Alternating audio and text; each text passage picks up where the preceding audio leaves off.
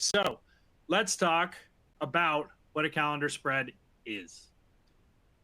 I started off by telling you that horizontal calendar spreads are what we're going to talk about today.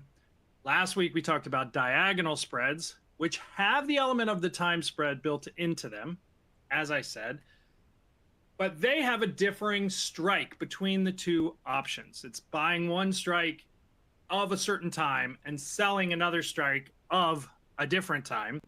This is the same strike most of the time, straight across.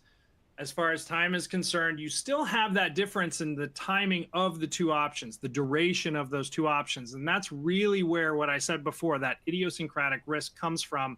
It's really in the differences between those two options that the risk is totally different between them. So a calendar spread straight across is buying one option, selling another option. They typically have different expirations. That's where we're talking about far term versus near term options.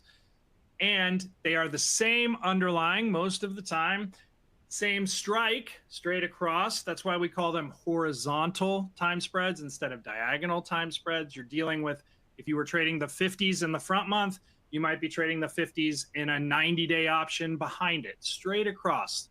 And they are usually the same type of option. So they're usually the calls that exist on, let's say, the July-Jan 50 call spread. That's how we would talk about it if we were talking about it in a professional options scenario.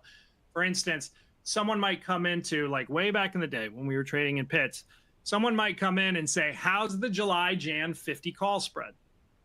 That's them quoting this calendar spread that we're talking about. It is the July 50s versus the Jan 50s, which are further out in time, but they have the same strike and they are the same type of option, meaning they're both calls or they're both puts.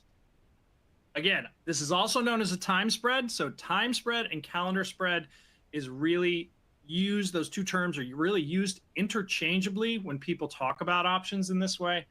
And calendar spreads can be used in any direction. You can turn this spread into a bullish time spread or a bearish time spread, depending on your strike selection, depending on your duration, as far as the difference between those two options, and also depending on where the duration, where the actual curve of those volatilities falls, as far as the actual shape of the vol curve. So we'll talk about all of that throughout this presentation, but that's what we're going to talk about. That's what a calendar spread is. So